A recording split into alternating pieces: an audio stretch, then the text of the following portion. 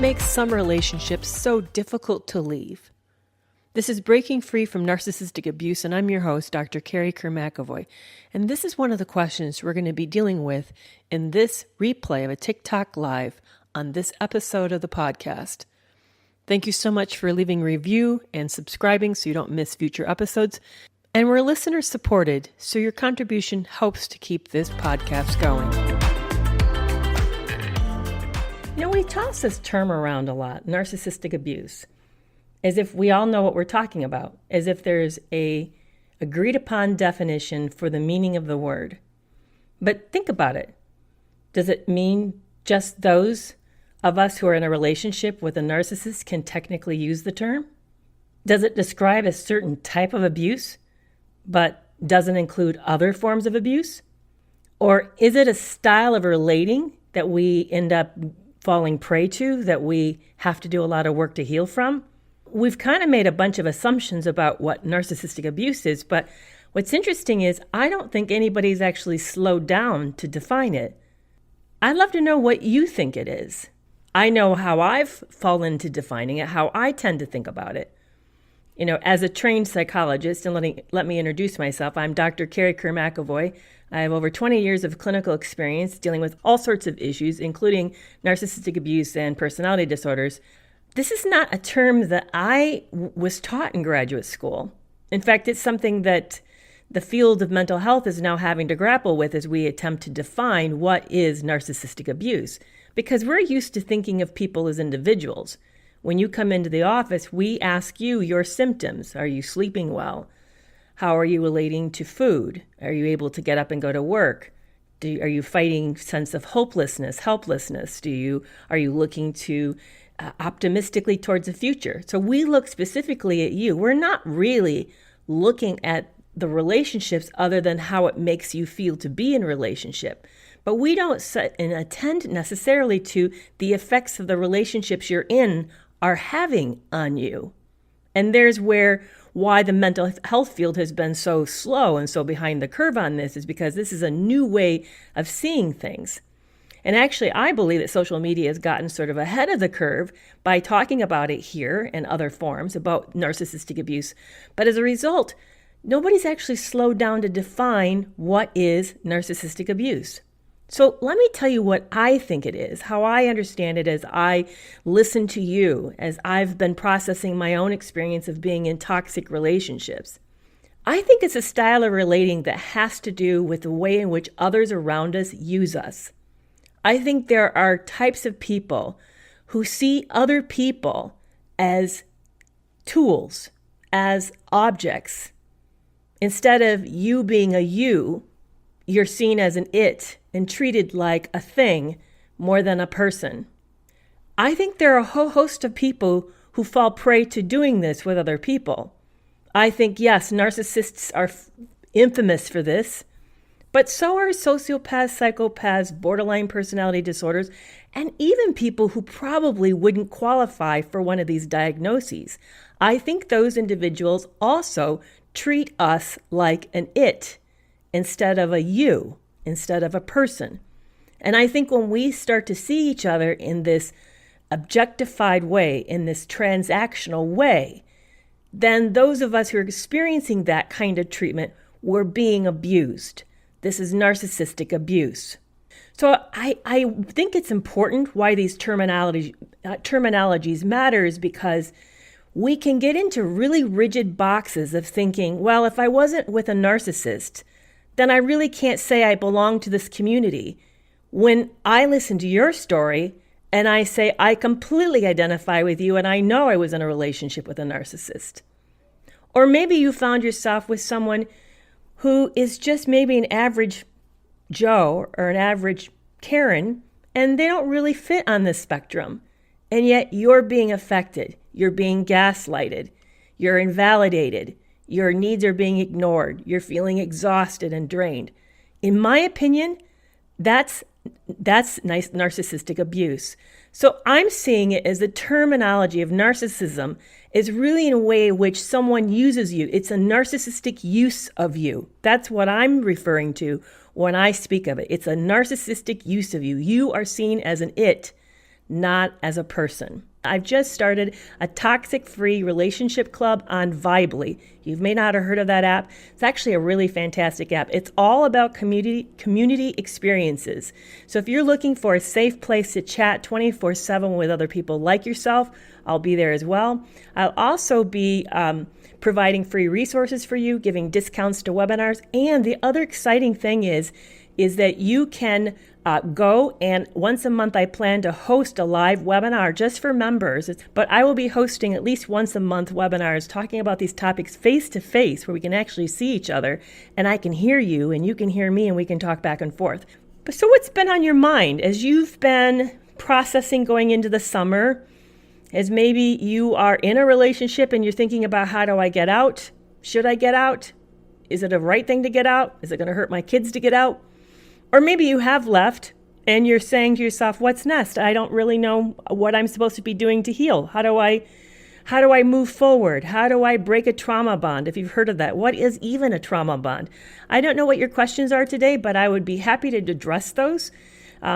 Always be aware that this is not just be in lieu of counseling. So if you need to have somebody more on one-on-one, but we can talk about it from a general level, more of an educational level. So those are the things that you'd really like to talk about today. I would love to hear where you're at and how you're doing today.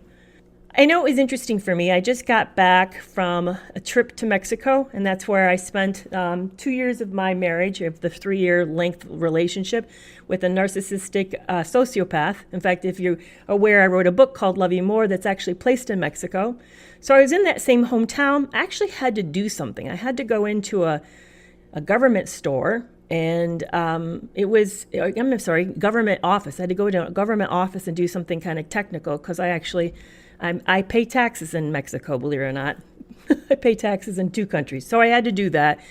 And the last time I went, it was a disaster. My ex was with me. It went wrong. It didn't get done right. I got chewed out. You know how it goes. You've been there. And when I heard I had to go back in, I actually found myself tears dripping off my face and my hands sweating or shaking, and I was sweating. And the accountant kept saying, it's going to be okay. I know you're not really great with Spanish, but it's going to be okay, I promise you. And what I found odd was, here I am so many years later. I'm 3 years later, and sometimes I still have these triggers pop up like that. Maybe that's happening to you, and you'd like to know, how do you get over this? How do you recover? So these are the types of things I'd be happy to talk to you with you today. There was an earlier question that came up. I don't know if you're still here, but asked about, why are we not talking more about sociopaths? I certainly don't mind talking about that. I know quite a bit about it. I grew up in a home where it was kind of common. Several members of my family were on the spectrum. I also, my ex, I was married twice. My first husband passed away of cancer. And then my second one is, I ended up in a relationship with a narcissistic sociopath. So I certainly know from a firsthand experience what that's like, and I don't have a problem talking about it at all. They are different. Narcissism and sociopathy is a very different process. They treat people similarly because there's a similar way of deceptiveness and lies and manipulations, a lot about power and control. Those parts are similar, and therefore the effect on those of us who are in a relationship with them is we look a lot alike because the experience is very similar. Someone asked, how do you recover? That's a very tough question. It's a process, and there's actual stages to recovery is what I found. If you leave, you probably have been considering leaving for a while, and you feel a little more closed, like you have closure around the relationship. You're more ready to leave. Those concerns are going to be more related to safety. How do I stay away from this person? How do I not get hurt? What if there's kids involved? How do you keep them safe? I think those are going to be more your concerns if you're the one leaving, doing the leaving, or if you've done the discarding. I think if you've been discarded, there's more grief work, more shock, like what actually happened. Am I bad? Why did this person do this to me? What signs did I miss? So I think it looks really different depending on how this played out and where you are in the process. Both types of leaving still may have a trauma bond. Do you know what that is? So let me describe it real quickly for those of you, or maybe that's a new term to you. A trauma bond is a form of a connection that happens between you and another person, and it can be between you and a parent, and you and a coworker, you and a boss. It doesn't have to be between you and a romantic partner. So please be clear, we're actually not talking about romantic partners. We're talking about anyone that you are in a relationship that's primarily dominated and controlled by fear and manipulation. It is a fear-based relationship. It's a relationship in which you feel that if you don't act or behave in a certain way, that you're going to then be discarded, thrown out, or abandoned, and it creates a sense of you can't fully show up and be yourself. And yet you feel very tied to this person. People often use the words addicted. I struggle with it because it's actually not an addiction. It's using your hard wiring to want to belong against you. Maslow, way back, talked about how there are basic needs. We are wired to survive, and one of the most innate basic needs is that we need to be in a relationship with others. So when we're in a relationship with someone who says, you do it my way, or there's the door, leave, we feel threatened, and then we'll begin to do what we need to do in order to maintain that relationship. So they use this innate wiring, this innate built-in need against us, and so we start to modify ourselves, thinking that somehow that makes us safer because we're trying to keep them happy. The problem is with these people, it's not about you and them connecting, it's about them maintaining control. So they'll do other things in order to sort of degrade you, keep you in place, keep you bound to them, keep you scared, keep you off balance. And as a result, it creates this intense connection to where you find yourself compromising yourself, giving away maybe morals, ethics, and values in order to preserve the relationship. It's actually a form of brainwashing. You have been changed by this relationship. And so when a discard happens, that's a big process. You have to begin to work through what happened and how do you then kind of find yourself again when you've given up yourself and you've been in this intense relationship where the whole basis of the relationship has been about pleasing this other person. So the first step, and that someone already mentioned it here, is that often going no contact is the best way. Why?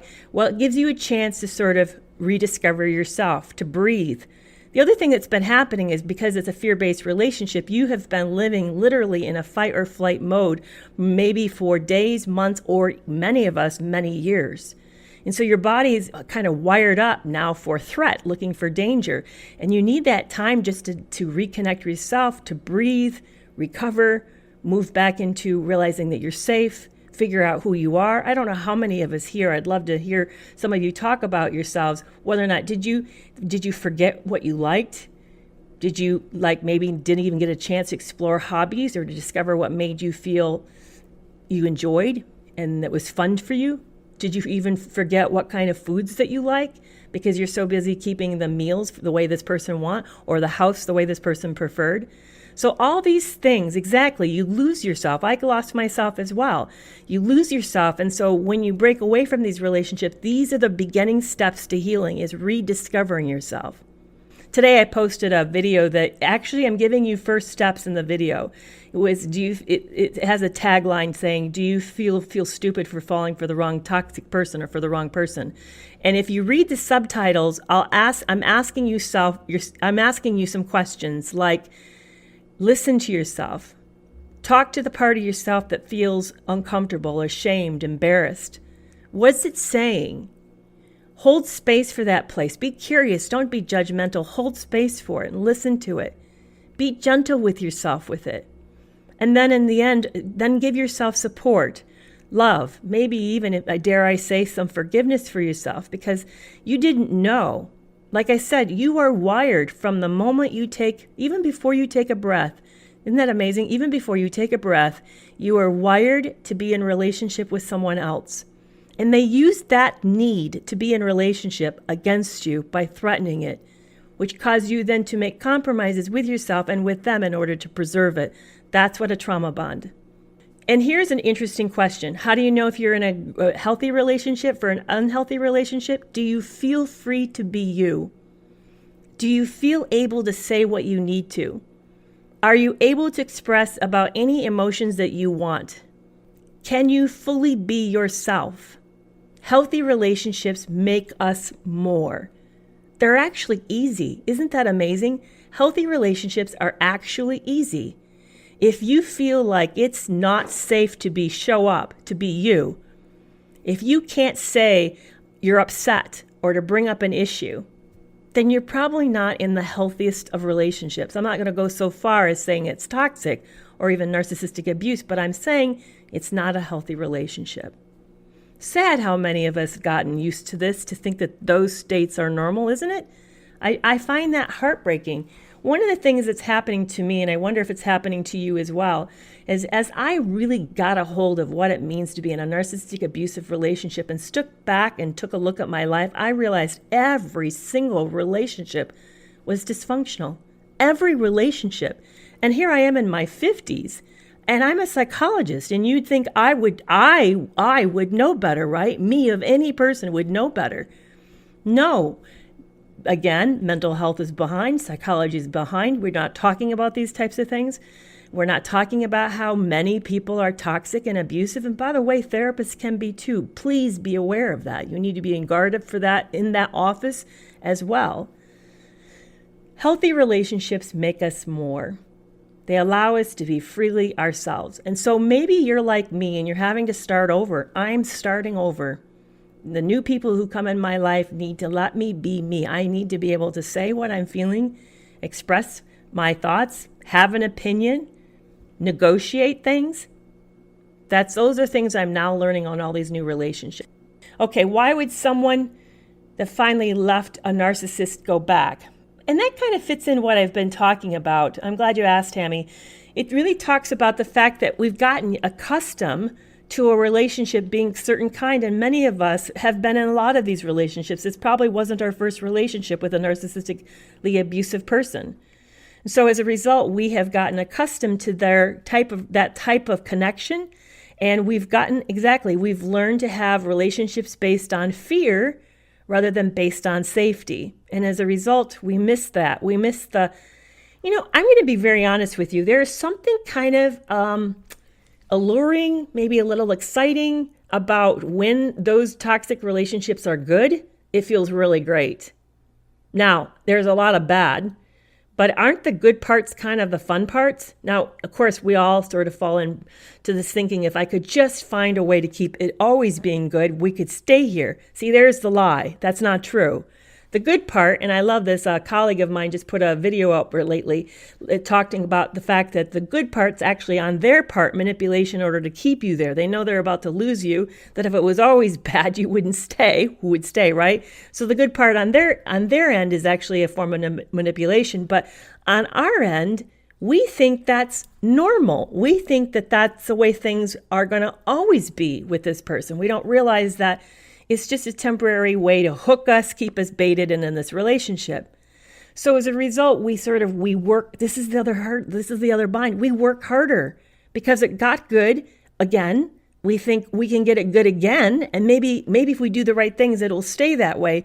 So we modify ourselves. We work harder. We're more careful. We're less ourselves. We compromise and betray ourselves greater, and we stay. Yeah, it's a cyclical nature on both parties.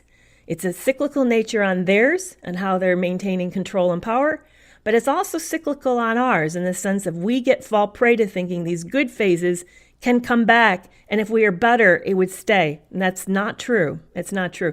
So that's why people go back. I don't know how research-based this is, but there's a belief that it takes the average of 7 tries for a person to leave a narcissistic abusive relationship or an abusive relationship. I'm not for sure how accurate the statistics are, but I can tell you myself, I knew I needed to leave, pretty fast in the marriage. I found out 2 months into it that everything I knew about this guy was a lie, and I knew that I needed to leave and I wasn't able to. I stayed 2 years. I actually left him for a month, and then he talked me back into it, and I stayed another year as I tried to find a better way to go. If you're interested in reading my story and what happened to me, it's called Love You More, The Harrowing Tales of Lies, Sex Addiction, and Double Cross. It's called Love You More, The Harrowing Tales of Lies, Sex Addiction, and Double Cross. It's on Amazon, everywhere you can buy a book online. I also have links in my bio. But yeah, I knew I needed to leave. I mean, I'm saying it again, I'm a psychologist. I should know better. But, here's another thing, and I know this is controversial among this group, and I do plan to talk about it on Narc Talk. We often think that narcissists can't change. Well, narcissists are people. So if we say they can't change, that means we can't change. Now, yeah, you're going to say, but they're a narcissist. Yeah, but we're all on the spectrum of narcissism. Now, the question is to what degree. The problem is there's things that they're lacking that are kind of necessary foundations for change. For example, in order to say that you want to build a house and you lack the right tools. Say you didn't have a measurement and you didn't have I'm trying to think, what is it called when the thing that you don't have a level. You don't have a level and you don't have a measuring tape. You don't have a tape measure. So you build this house and it's really lopsided and you discover that everything's rolling to the right really bad and doors don't shut right. And so you go back and you say, oh, we need to make a big change. Now, if you're a healthier person, you're going to go have a tape measure and you're going to have a level and you're going to use those and you're going to pull it out and then put it back in and then make it right? You would use the tools in order to discover what's wrong and start to fix it. The problem with some of us, and it's a problem with anybody potentially, because these things are all various qualities, like whether or not you have blue eyes or brown, whether or not you have what color hair you have, whether it's straight, curly, or whatever. All these things are qualities of us, and part of the qualities is how our ego is made up. And one of them is how much ability do you have for self-reflection? Can you stand back and take a look at your behavior, look at what you're feeling, look at what you're wanting, and analyze whether or not it's realistic and whether or not how you're pursuing it is healthy or not? It's not wrong to want to be in control. But how are you doing it? Are you hurting other people in order to manage control? Are you being manipulative? But wanting control in itself is neither a good thing nor a bad thing. It's how we get control that's problematic. But if you're not able to stand back and say, I really want control, and so the way I've been doing it is I've been lying and doing a lot of blaming, and then when it doesn't go my way, I kind of complain like a victim. Well, that's probably not very cool. Would I like someone to do that to me? See, that's cognitive empathy, to ask yourself that. Would I like someone else to do that to me? No, no, I wouldn't like to do that. I wouldn't like that at all. I probably would be, that's really mean. Oh, I need to fix that. I need to get on that and be a different person. See, that's self-reflection. The problem is people who are more pathological end of these disorders, and narcissism, sociopathy, borderline personality disorder, even the histrionic one, all the cluster Bs, they don't have a lot of good self-reflection. So it's like trying to make your lopsided room level without a level and without a tape measure. Doesn't work very well. You're not able to do it very well. Now, can you learn to do those things? Can you learn to have self-reflection? Yeah, it's going to be really painful, because how many of us like to look at a mirror realistically, naked, full on, dead on, and say, oh, that sits really well with me. We don't like that. Why would we enjoy this? It's the same. It's only ourselves. We're looking in the mirror of ourselves. And we don't like that either. It's very painful. So that's why change is very unlikely and very difficult. Is it possible? Absolutely. Is it likely? No, not really. Not very likely. Would I urge some of you who are in a narcissistic abuse relationship to stick around with hope? Then my next question for you is, well, how much abuse can you take that's good for you? Because this is chewing you up. There's research showing that it's changing your brain, actually physically changing your brain. Your fog that you're in, the difficulty you're having thinking, the difficulty you have even making basic, easy decisions, that's because you've been in a chronic abuse situation, and it's real. It's real. It's not imaginary, and it's not just simply because you're stressed. It's because you've been living in a state of high alert for too long, and it's having physical ramifications. So this is something I didn't really ask myself. Well, I kind of did, and I didn't like the answer. See, I had a hard time looking at the mirror of myself. I had a hard time saying, Carrie, he's not loving you enough to make these changes. He just wants things to be the same so it's comfortable for him. How much do you respect yourself? Is that okay for someone to take this out of your back like this? To take this pound of flesh like this from you? Does that say you respect yourself to put up with this? Then I said to myself, well, he's trying. Is he? Because trying means there's differences. You see progress. Where's the progress? I think he's just getting better at lying, deception. Is that progress? Because if I was brutally honest, what I'd say is, but I don't want it different. I want him, and I just want a better version of him. I don't want to have to make all these changes in my life because I don't really want to start over. How do I start over? Starting over in my late 50s, how do I do that? Well, you do it the same way everybody else does, and yeah, it's hard. This is why he's not changing, but this is why you're not changing. You're not changing either. And you're saying you're not worth more. He's treating you like the rug on the floor. You're an it to him. Is that who you really are? Is that what you think your children are? No, of course not. Then why are they more valuable than you? Well, they're not. Well, you're saying they are by you not doing anything to protect yourself.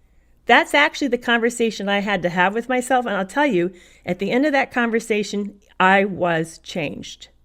I was ready to leave. I realized that I am as important as my children. I'm as important as every person else on this planet drawing breath. And that it was time for me to leave because he may change or he may not change, but this was destroying me. This was destroying me.